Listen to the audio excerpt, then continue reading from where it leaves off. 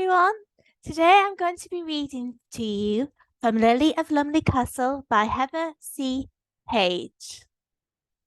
The book is inspired by a well-known local legend surrounding the mysterious Lumley Castle Hotel.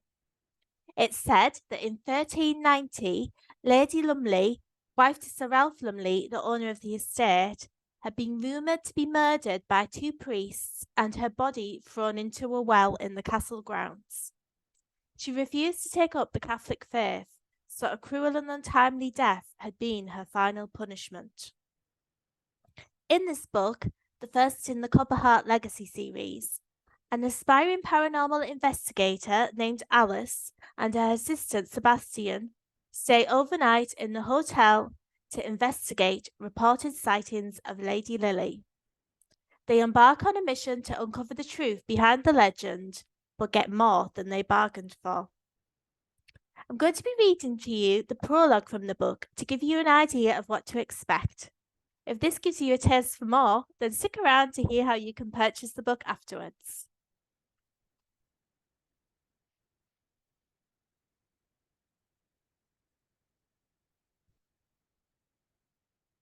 Prologue. Swan Cottage, Little Lumley, 1374.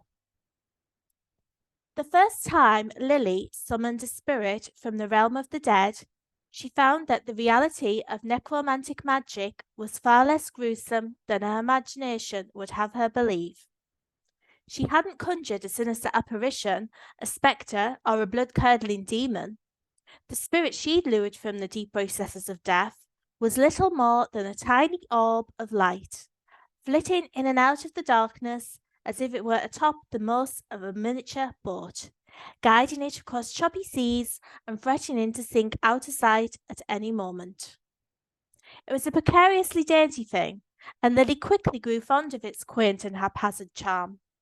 Even though it had been awoken abruptly and drawn unwittingly into this living sphere, it was calm, serene, and gentle, carefully exploring its dark surroundings. Lily shouldn't have been in her father's reading room, especially not alone and in the middle of night.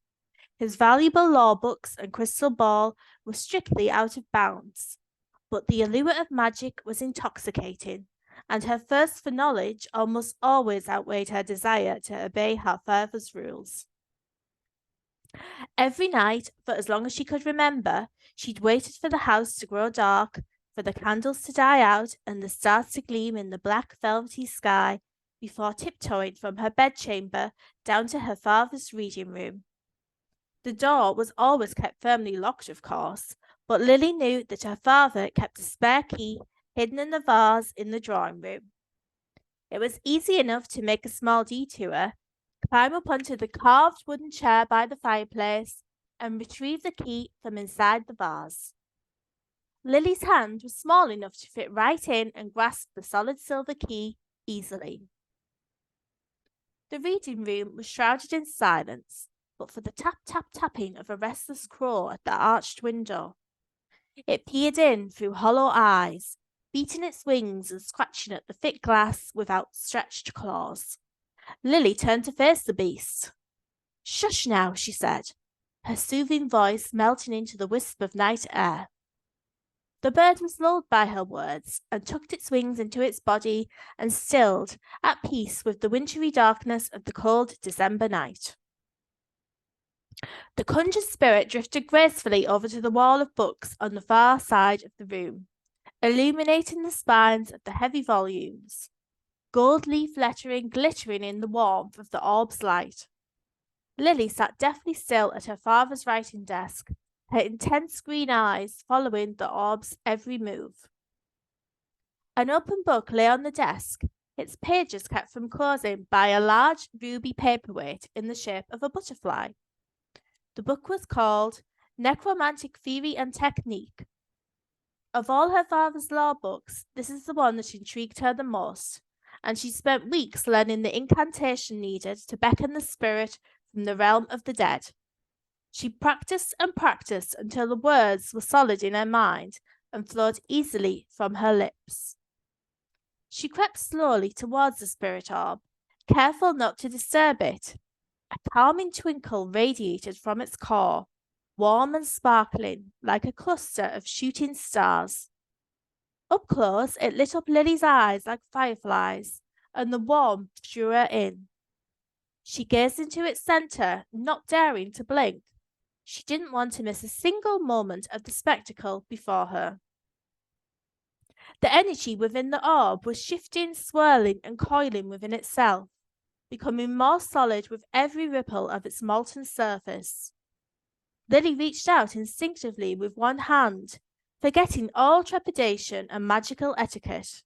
It looked solid enough to simply pluck from the air and hold like a trinket, but just as she lay her hand on the spirit, there was a silent burst, and it was gone. The light of the moon made no inroads into the depths of the house, so Lily, unsighted, felt around on the desk for her candle. She pressed the wick between her forefinger and thumb, and when she released her grip, the candle sparked effortlessly into life. After lighting 2 more candles, she carefully closed the law book and placed it delicately back onto the shelf. Everything had to be precisely where her father had left it, or he would know she'd been prying, and she couldn't risk being discovered. Lily had learned a great deal about magic, and her longing to know all she could about the ways of the Magister Council and her father's sect, the Sapiens, was overpowering. She had no desire for tapestry or elocution. She'd rather run away and become a creature of the forest than waste her days sewing and engaging in idle chitter-chatter with the ladies of the village, no matter how much this displeased her father. She draped the heavy velvet cloth back over the crystal ball, taking care to layer it evenly just as she found it. After picking up the ornate silver key and blowing out the candles, she made her way to the door and turned her face to the window. The crow was deathly still, watching her every move. "Go home," she whispered. The bird squawked, spread its wings, and flew away into the night. And you can buy Lily of Lumley Castle from the Book Dragon Bookshop at 6 West Row, Stockton-on-Tees, or from our website, thebookdragon.co.uk. The paperback is priced at $12.95, and this gorgeous hardback book is $17.95. Thank you for watching.